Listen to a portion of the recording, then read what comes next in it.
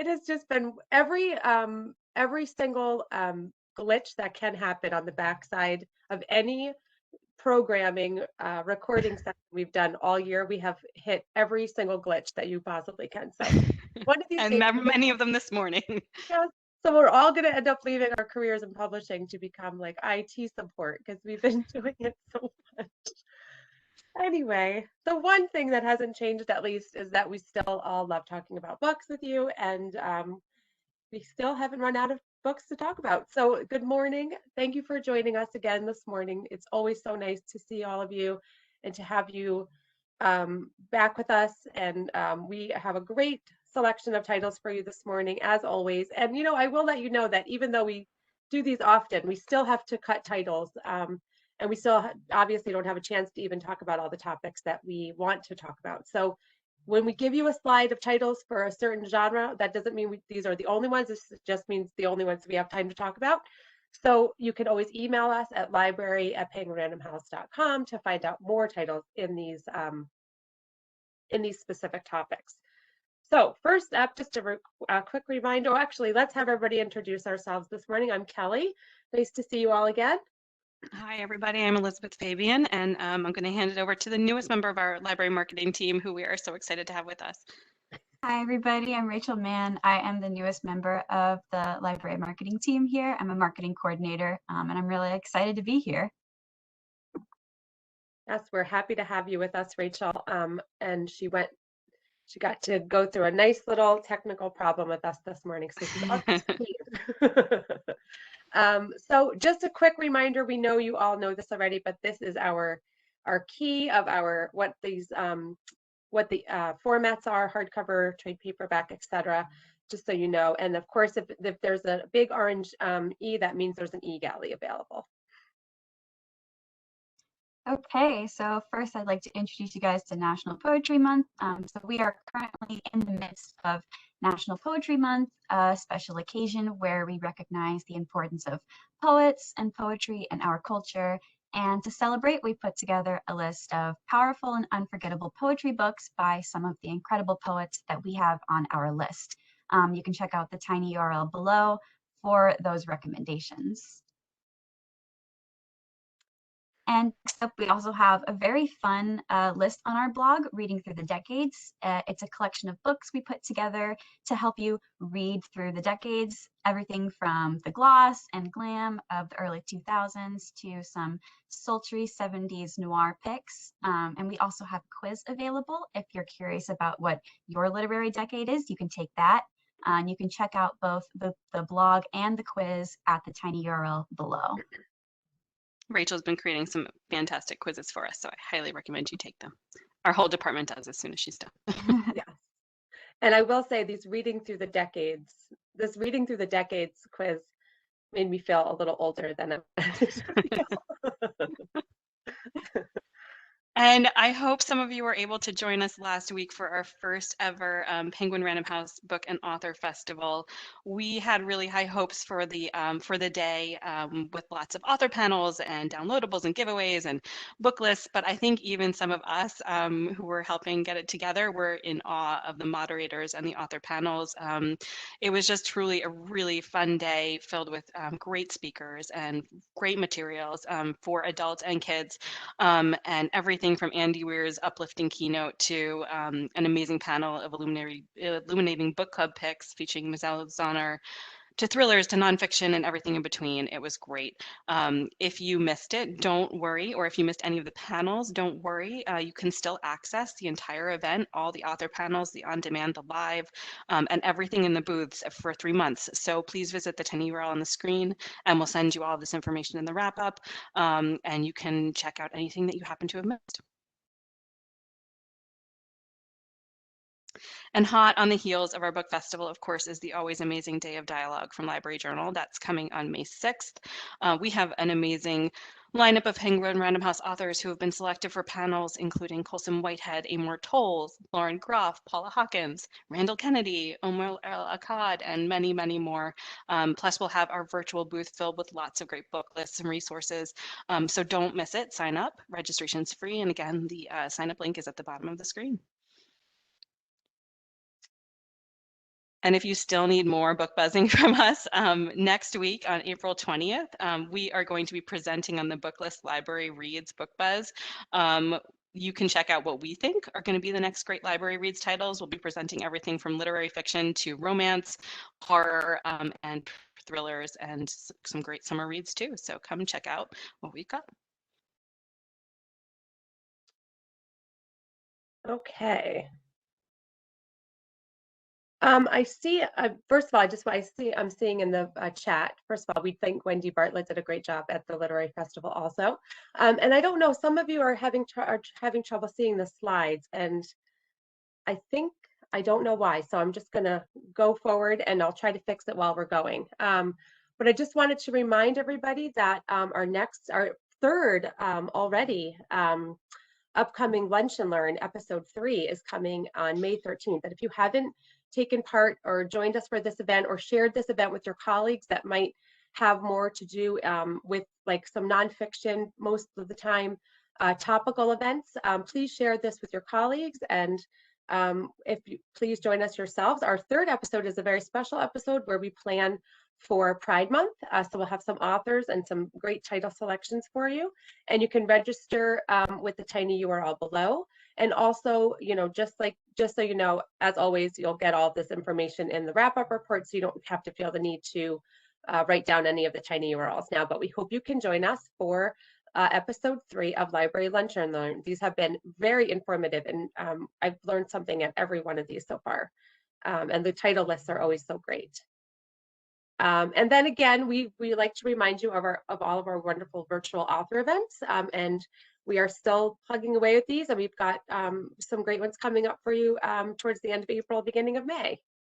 So you can check those out there. And then yeah, so we know that we've heard from so many of you and from your teacher colleagues how helpful our open license story time has been through the past challenging year.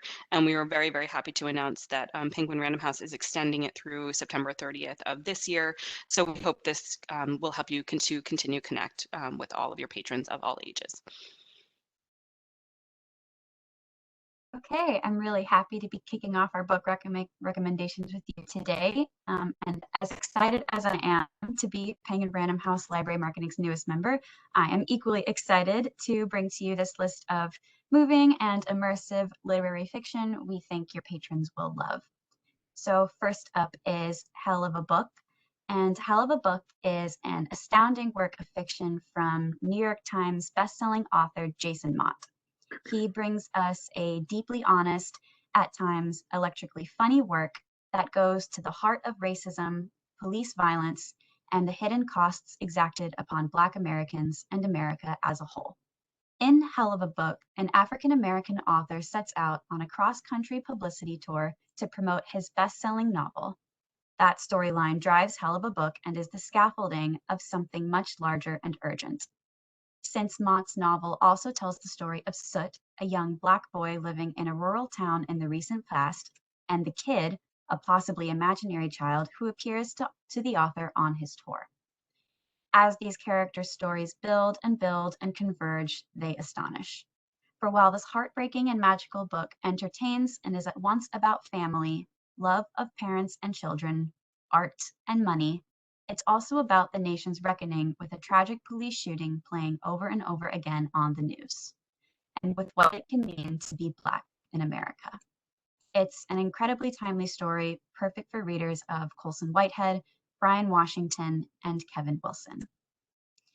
Next, we'll head to the steaming suburbs and my native homeland of Florida in With Teeth. From the author of the New York Times bestselling sensation, Mostly Dead Things, Kristen Arnett brings us a surprising and moving story of two mothers, one difficult son, and the limitations of marriage, parenthood, and love. If she's being honest, Sammy Lucas is scared of her son. Working from home in the close quarters of their Florida house, she lives with one weary eye peeled on Samson, a sullen, unknowable boy who resists her every attempt to bond with him. Uncertain in her own feelings about motherhood, she tries her best, driving, cleaning, cooking, prodding him to finish projects for school, while growing increasingly resentful of Monica, her confident but absent wife. As Samson grows from feral toddler to surly teenager, Sammy's life begins to deteriorate into a mess of unruly behavior, and her struggle to create a picture-perfect queer family unravels. When her son's hostility finally spills over into physical aggression, Sammy must confront her role in this mess and the possibility that it will never be clean again. Blending with the warmth and wit of Arnett's breakout hit, Mostly Dead Things, with a candid take on queer family dynamics, With Teeth is a thought-provoking portrait of the delicate fabric of family and the many ways it can be torn apart. Moving on along, if you prefer a city setting, we recommend Morningside Heights by Joshua Henkin. A poignant, powerful, and large-hearted novel about love in the face of loss from the award-winning author of The World Without You and Matrimony. When Prue Steiner met and married Spence Robin, her dazzling young hotshot English professor at Columbia, she thought she knew what she was signing up for. But 30 years later, when Spence develops early onset Alzheimer's, the peaceful, if ambivalent life Prue has built for herself begins to crumble. Spence is no longer the great man she fell in love with, and as his needs become more pronounced, Prue finds herself short on money, overwhelmed by responsibility, and for the first time in decades, in need of companionship. Further complicating things is Arlo, Spence's son from an earlier marriage, who feels he has never lived up to his father's expectations, but who might be Spence's best hope now. For fans of Meg Wolitzer and Celeste Ng, Morningside Heights is a story about love in the face of illness and the support networks that surround us, and about what a marriage means when your partner is no longer the person you fell in love with. I just And wanted next- to and Oh, say go ahead. I love Morningside Heights, and I just wanted to jump in and say that. I feel like it's like the perfect novel about life. Just it just gets everything. And it's really just a lovely story. Sorry. No, absolutely. Glowing recommendations. So next up, we have The President and the Frog by Carolina de Robertis. From the acclaimed author of Quintoras comes an incandescent novel, political, mystical, timely, and heartening about the power of memory and the pursuit of justice. At his modest home at the edge of town, the former president of an unnamed Latin American country receives a journalist in his famed gardens to discuss his legacy and the dire circumstances that threaten democracy around the globe. Once known as the poorest president in the world, his reputation is the stuff of myth. A former guerrilla who was jailed for inciting revolution before becoming the face of justice, human rights, and selflessness for his nation. Now, as he talks to the journalist, he wonders if he should reveal the strange secret of his imprisonment. While held in brutal solitary confinement, he survived, in part by discussing revolution, the quest for dignity, and what it means to love a country with the only creature who ever spoke back, a loudmouthed frog. As engrossing as it is innovative, vivid, moving, and full of wit and humor, The President and the Frog explores the resilience of the human spirit, what possible danger comes. Carrying us between a grim jail cell and the president's lush gardens, the tale reaches beyond all borders and invites us to reimagine what it means to lead, to dare, and to dream. Next up, we have Sabor, or The Psalms by Kamel Daoud.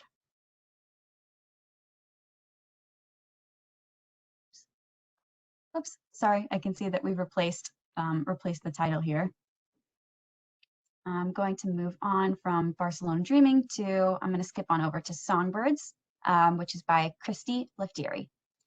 From the prize-winning author of The Beekeeper of Aleppo, a stunning novel about the disappearance of a Sri Lankan nanny and how the most vulnerable people find their voices. Yanis is a poacher, trapping the tiny protected songbirds that stop in Cyprus as they migrate each year from Africa to Europe and selling them on the black market. He dreams of finding a new way of life and of marrying Nisha, who works on the island as a nanny and maid, having left her native Sri Lanka to try to earn enough to support her daughter, left behind and raised by relatives. But Nisha has vanished. One evening, she steps out on a mysterious errand and doesn't return. The police write off her disappearance just as another runaway domestic worker. So her employer, Petra, undertakes the investigation. Based on the real-life disappearance of domestic workers in Cyprus, Christy Lipdary has crafted a poignant, deeply empathetic narrative of the human stories behind the headlines. With infinite tenderness and skill, Songbirds offers a triumphant story of the fight for truth and justice, and of women reclaiming their lost voices.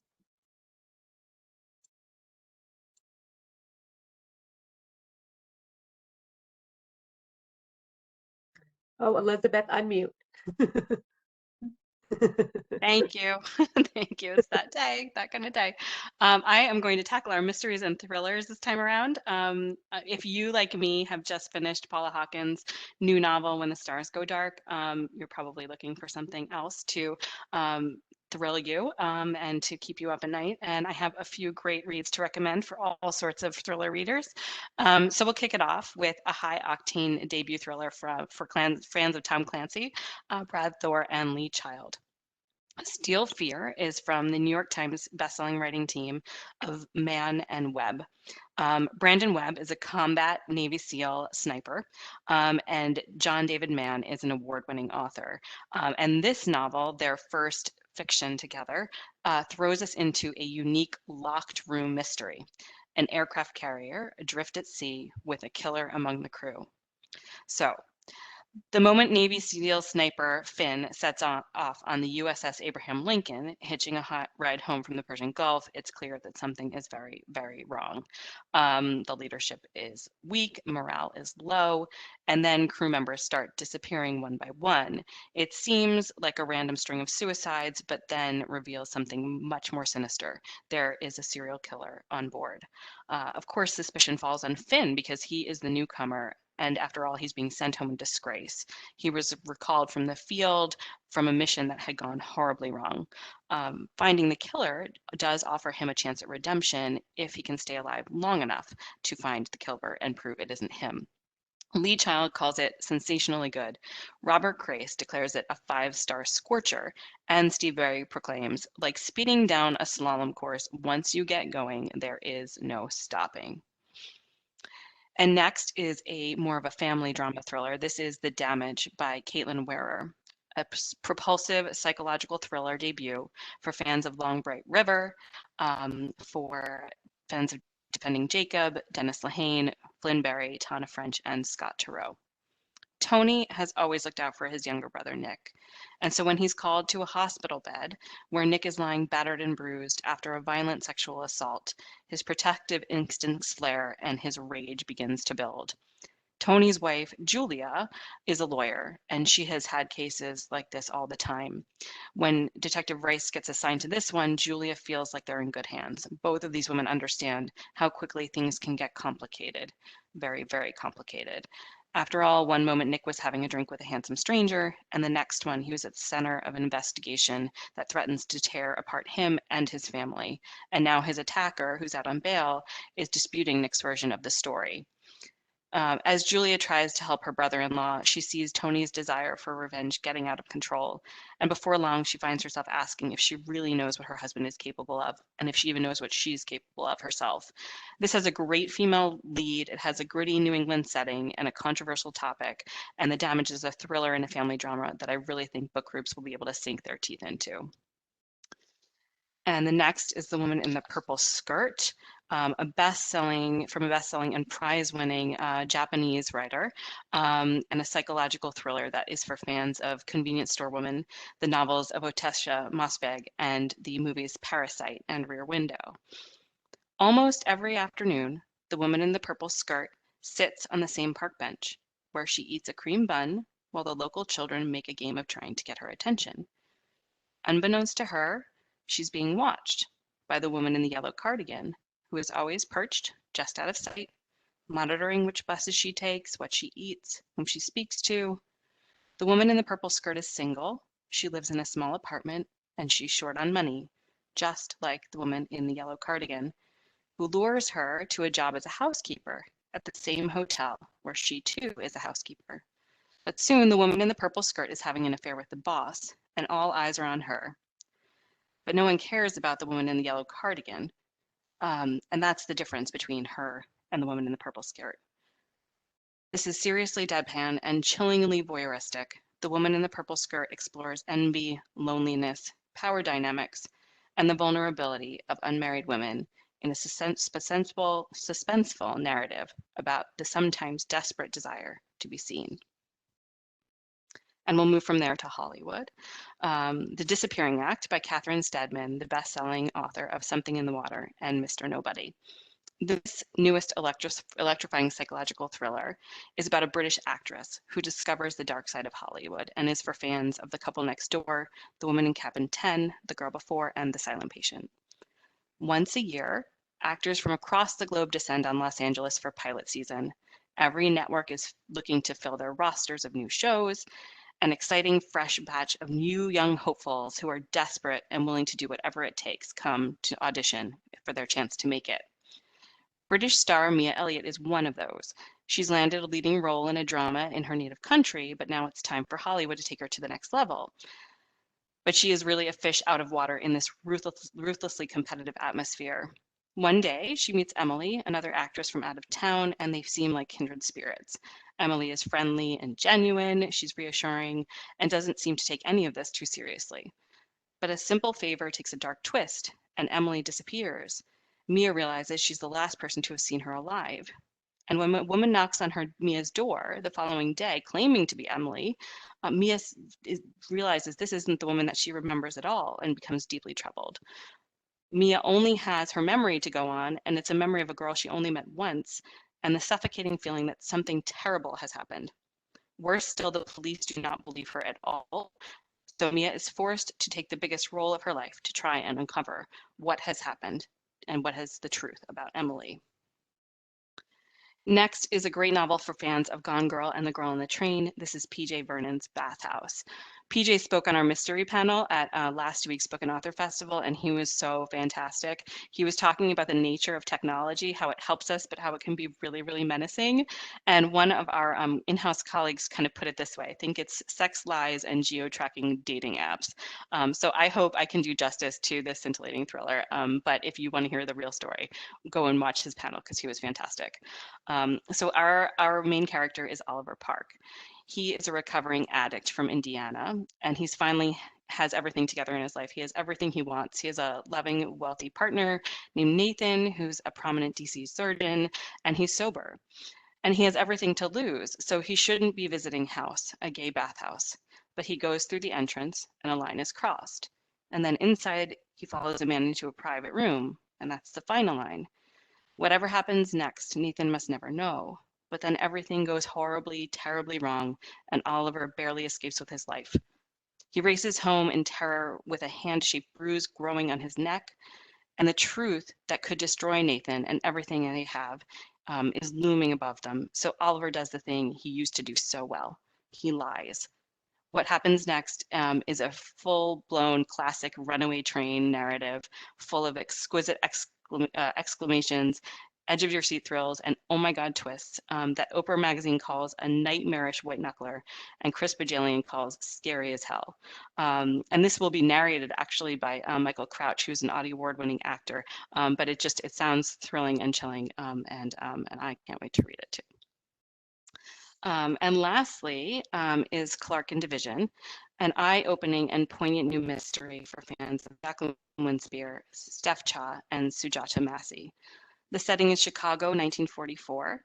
20-year-old Aki Ito and her parents have just been released from Manzanar, where they've been detained by the U.S. government since the aftermath of Pearl Harbor, with thousands of other Japanese Americans. Their life in California that they were forced to leave is gone, and instead they're being resettled 2,000 miles away in Chicago, where Aki's older sister Rose was sent months earlier. They're moved to the new Japanese American neighborhood near Clark and Division Streets. But on the eve of the family reunion between all of them, Rose is killed by a subway train. Aki worshipped her sister and is stunned. Officials are ruling Rose's death as suicide, but Aki's instincts tell her there's so much more to the story, and she knows that she's the only person who could ever find the truth. This is inspired by historical events. It infuses an atmospheric and heartbreaking real crime into the plot with rich period detail and the delicately wrought personal stories that the author Naomi Hirahata has gleaned from over 30 years of research and archival work on Japanese American history. And as I mentioned, the central mystery here is based on a real event and that the police did ignore. So what an amazing book to be coming out. I just want to jump back. Somebody said that they loved Steel Fear, and they said it was dark, twisty, and claustrophobic. Ooh, that sounds great. What a great description. Titles, but they all sound so good. But definitely keep you up at night book. Yeah, creepy indeed. Yeah. All right, so next up is our Asian American Heritage titles. We've got some really a nice mix here for you. And like I said earlier, I am getting older, so I'm putting on my little old lady glasses here. First up is Skinship. This is an exquisite collection from a breathtaking new voice centered on a constellation of Korean American families. These stories announce the debut of a master of short fiction. We're really excited about this book. It's about a long married couple is forced to confront their friend's painful past when a church revival comes to a nearby town. A woman is in an arranged marriage struggles to connect with the son she hid from her husband for years. A well-meaning sister unwittingly reunites an abuser with his victims. Through the lives of an indelible array of individuals, musicians, housewives and pastors, children and grandparents, the men and women who own dry cleaners and the mini marts, Yoon Chow explores the Korean American experience and all of its intricacies. Where first and second generations either clash or find common ground, where meaning falls in the cracks between languages, where relationships bend under the weight of tenderness and disappointment, where displacement turns to heartbreak, suffused with a profound understanding of humanity, Skinship is ultimately a searing look at the failure of intimacy to show us who the people we love truly are. I feel like this one will be perfect for a book club. A Song Everlasting is from the universally admired National Book Award winning author of Waiting and the Boat Rocker. It's an urgent, timely novel that follows a famous Chinese singer severed from his country as he works to find his way in the United States. Definitely a very timely novel. It follows singer Yao Tian, and he takes a private gig in New York at the end of a tour with his state-supported choir. Expecting to pick up some extra cash from his daughter's tuition fund, the consequences of his choice spiral out of control. On his return to China, he is informed that the sponsors of the event were in support of Taiwan's secession and that he must deliver a formal self-criticism. When he is asked to forfeit his passport to his employer, he impulsively decides instead to return to New York to protest the government's threat to his artistic integrity. With the help of his old friend Yabin, Tian's career begins to flourish in the United States. Soon placed on a government blacklist and thwarted by the state at every turn, it becomes increasingly clear that he may never return to China unless he denounces the freedoms that have made his new life possible. But Tian nevertheless insists on his identity as a performer, refusing to give up his art. Timely, moving, and important, A Song Everlasting is a story of hope in the face of hardship from one of our most celebrated authors. The next book is The Tiger Mom's Tale. This is the Charles Yu, the author of Interior Chinatown, winner of the 2020 National Book Award, says that The Tiger Mom's Tale is a heartfelt, delightful read and had me turning pages and laughing and drooling over the delicious descriptions of food. When an American woman inherits the wealth of her Taiwanese family, she travels to confront them about their betrayals of the past in this stunning debut novel. We love talking about debuts on this panel. It's a great opportunity for you all to hear about new writers. And Lexa Thomas has never quite fit in. Having grown up in a family of blondes, while more closely resembling Constance Wu, she's neither white enough nor Asian enough. Visiting her father in Taiwan as a child, Lexa thought she'd finally found a place where she belonged. But that was years ago, and even there, some never truly considered her to be part of the family.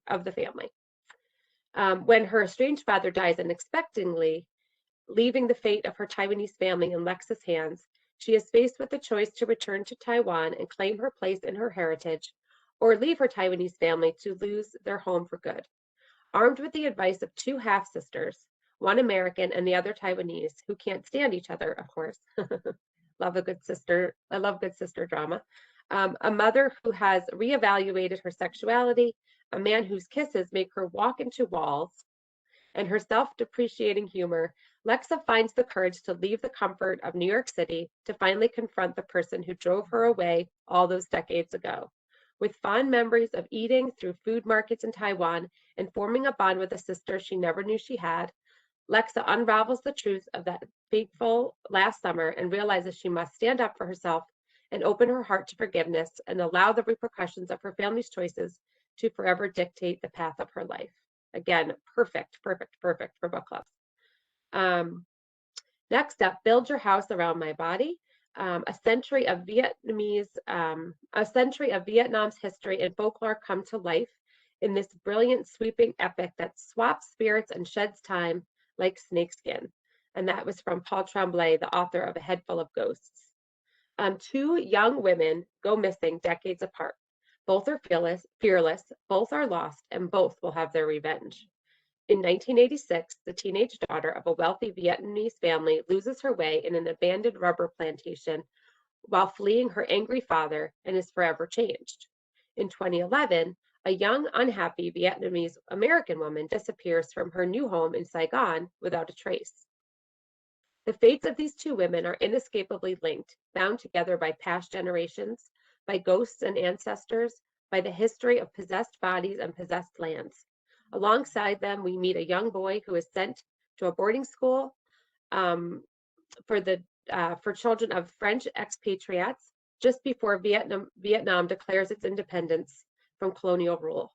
Two Frenchmen who are trying to start a business with the Vietnam War on the horizon, and the employees of the Saigon Spirit Eradication Company who find themselves investigating strange occurrences in a farmhouse on the edge of a forest. Each new character and timeline brings us one step closer to understanding what binds them all together. Part puzzle, part revenge tale, part ghost story, this book takes us from colonial mansions to ramshackle zoos, from sweaty nightclubs to the jostling seats of motorbikes, from expat flats to sizzling back alley street carts, and it spans more than 50 years of Vietnamese history and barrels towards an unforgettable conclusion. It is time-traveling, heart-pounding, border-crossing, fever of a dream that will haunt you long after the last page. Ooh. Ghost Forest. The author T. Kira Madden, author of Long Live the Tribe of the Fatherless Girl, says, I am madly in love with this book, a kaleidoscope wonder. What a wonderful review. How do you grieve if your family doesn't talk about feelings? This is the question the unnamed protagonist of Ghost Forest considers after her father dies. One of the many Hong Kong astronaut fathers, he stays there to work while the rest of the family immigrates to Canada before the 1997 handover, when the British returned sovereignty over Hong Kong to China. As she revisits memories of her father through the years, she struggles with unresolved questions and misunderstandings, turning to her mother and grandmother for answers. She discovers her own life refracted brightly in theirs. Buoyant, heartbreaking, and unexpectedly funny, Ghost Forest is a slim novel that envelops the reader in joy and sorrow. Fung writes with a poetic and haunting voice, layering detail and abstraction, weaving memory and moral history to paint a moral portrait of a Chinese-Canadian astronaut family. We are really excited again about this one. Is another great debut novel. And lastly, for me, is a book that I actually just started reading and I'm really enjoying so far, and it's got such wonderful hidden gems in it. And this is Made in China, and it's a memoir of love and labor. A young girl forced to work in a Queens sweatshop calls child services on her mother in this powerful debut memoir about labor and self-worth that traces a Chinese immigrant's journey to an American future. As a teen, Anna Q is sent by her mother to work in her family's garment factory in Queens. At home, she must navigate her place in a new family, a distant mother, a stepfather, and 2 half-siblings, while also learning English and catching up in school. Her mother wants to teach her a lesson. She is Chinese, not American, and such is their tough path in their new country. But instead of acquiescing, Q alerts the Office of Children and Family Services and act with consequences that will impact the rest of her life. Nearly 20 years later, estranged from her mother and working at a Manhattan startup, Q requests her OCFS report. When it arrives, key details are wrong. Faced with this false narrative and on the brink of losing her job at this once shiny startup, the startup collapses, and Q looks once more at her life's truths, from abandonment to an abusive family, to seeking dignity and meaning in work. Traveling from China to New York, Made in China is a fierce memoir, unafraid to ask thorny questions about trauma and survival in immigrant families, the meaning of work, and the cost of immigration. It's a really powerful memoir. I highly recommend it.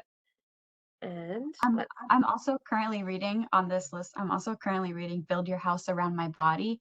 And every night I have to tear my eyes away to go to sleep because it's very unputdownable. yeah, it sounds it as I was looking through my notes, I thought, oh, this one might have to be one of the next ones on my list. I feel like a lot of these books are perfect for book club discussions. Mm. Nothing beats like complicated family drama for a book club discussion. And I just wanted to point out that we do have a website, penguinrandomhouse.com/cc the conversation, where you're going to find more books to amplify the understanding of the Asian American experience. And we have got more resources for you on our conversation hub. Again, this will be in the wrap-up report. Switching gears very much, we're going to go to our humor slide. Yes. I think all I want to do is read mysteries and laugh, find books and TV shows that make me laugh. So I know. I'm in it. After all of our technical difficulties this morning, I think we deserve to go out on some humor. Absolutely. No, we could all definitely use a laugh from time to time. And we do hope this list of humor books can help break up your TBR, whether you're thick with thrillers or romance. It's always good to get some laughs in there as well. So first up, we're going to talk about Bring Your Baggage and Don't Pack Light by Helen Ellis. The best-selling author of American Housewife and Southern Lady Code returns with a viciously funny, deeply felt collection of essays on friendship among grown-ass women.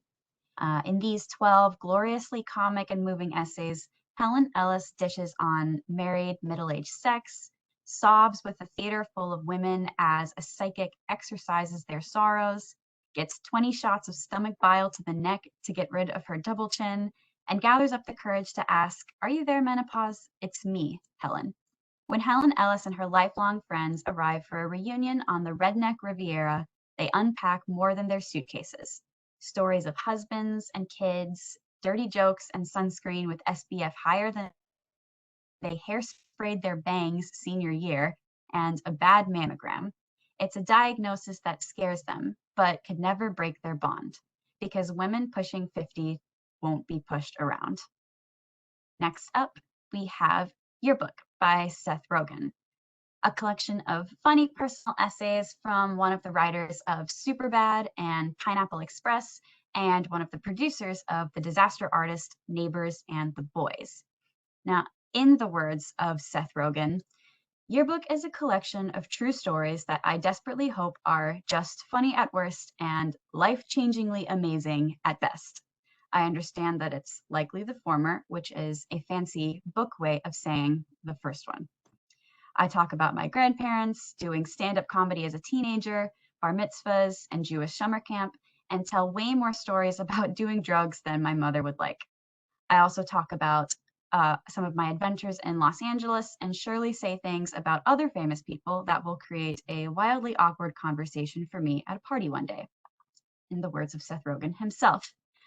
This comedy icons tell-all is perfect for readers of Trevor Noah, Mindy Kaling, Amy Poehler, Nick Offerman, and Tina Fey. And next up, we have Leaving Isn't the Hard by Lauren Huff. Searing and extremely personal essays from the heart of working class America, shot with the darkest elements the country can manifest: cults, homelessness, and hunger, while discovering light and humor in unexpected corners. As an adult, Lauren Huff has had many identities: an airman in the US Air Force, a cable guy, a bouncer at a gay club. As a child, however, she had none. Growing up as a member of the infamous cult, the Children of God, Huff had her own self robbed from her.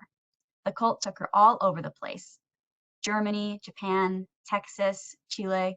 But it wasn't until she finally left for good that Lauren understood she could have a life beyond the family. At once razor sharp, profoundly brave, and often very, very funny, the essays in Leaving Isn't the Hardest Thing interrogate our notions of ecstasy, queerness, and what it means to live freely. Each piece is a reckoning of survival, identity, and how to reclaim one's past when carving out a future.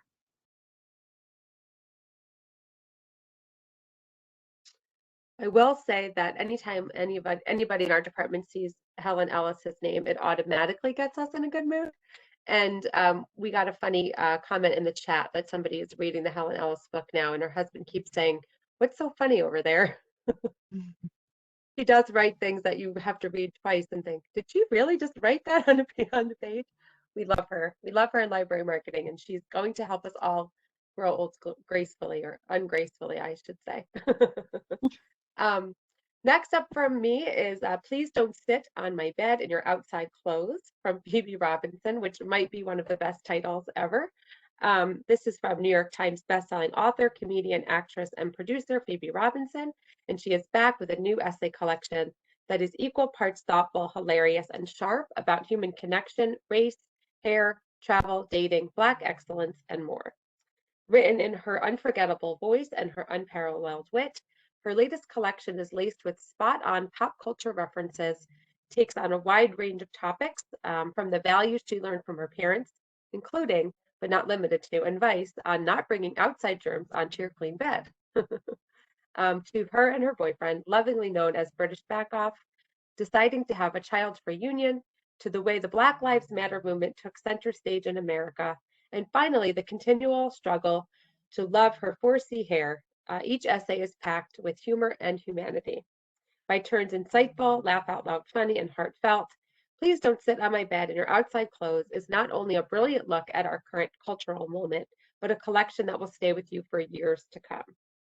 I do love that title. Isn't that so great? I want to tell it to my children. I think I've said that to my kids several times, and mostly when they're near my bed. Next up is Dad Up, from one of the country's most beloved comedians and host of CBC's radio's incredibly popular program, The Debater, comes a funny, poignant, and at times unexpectedly wise look at what it means to be a dad in this day and age. Steve Patterson has been thinking about daddom for quite a while. In Dad Up, he gives his all to be the best father possible to two young girls while imparting his hard-won wisdom and insights to readers everywhere. He's the youngest of 5 boys growing up in an Irish Catholic household. Patterson mines his childhood for any sage advice he might have picked up from his own dad. He talks with candor about the difficulty he and his wife had conceiving, finding humor in their experiences with the fertility clinic's automated phone calls, which Patterson called RoboPimp, informing them when Nancy was ovulating. He chronicles the disappointment of failing to get pregnant, only to have the miracle conception take place in Regina during Grey Cup week, under the guiding spirit of the Saskatchewan Roughriders and comedian Brent Budd. Don't ask.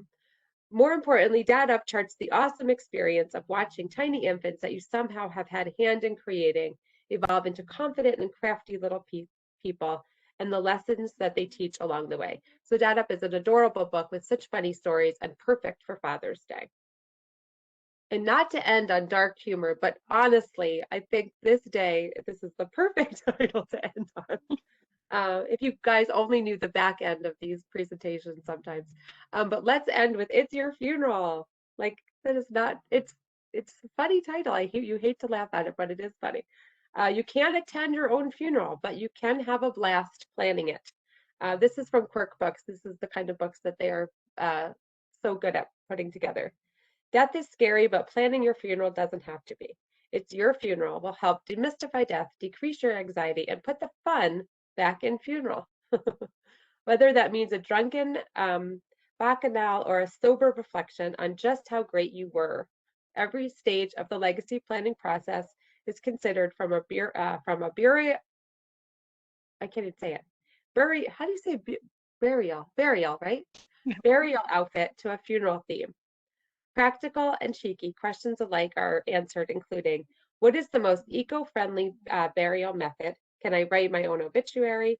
Can my body be shot into space after I die? And how can I manage my digital legacy? Offering a plethora of curious facts, strange stories, and inspiration to help you think outside the coffin.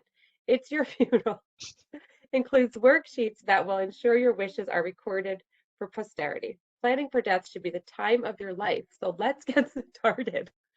What a way to end. And also, I really do love a themed party, so I'm going to have to think about this.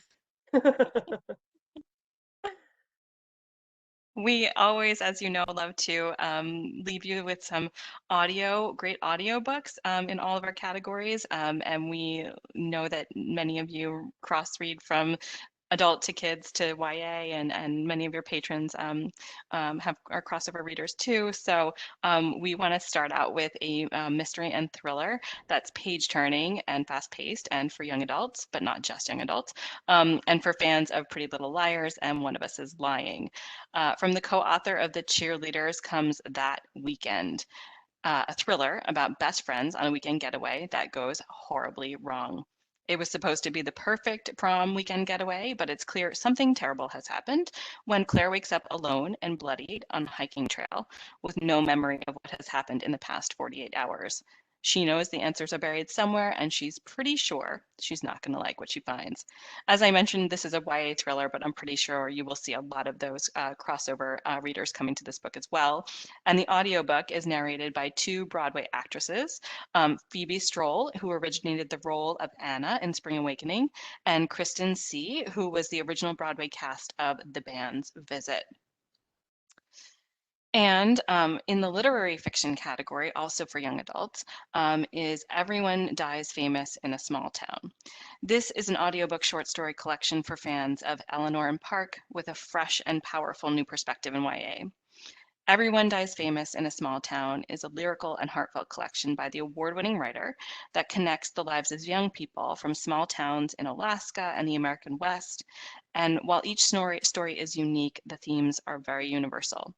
On the surface, it seems like nothing much ever happens in these small towns, but Bonnie Sue Hitchcock knows that underneath the surface, teenagers' lives are filled with blaze and fury, with secrets, and with love so strong that it burns a path to the future. And bringing a voice to these stories is Erin Tripp. She was born and raised in Juneau, Alaska, and will give a great voice to these stories. And next, I have something in for a little laugh with a little bit of humor, but also with some fantasy. It's an audiobook for young adult listeners that is a clever fantasy light read for fans of Buffy the Vampire Slayer. And for those who as I mentioned, want a little humor mixed in.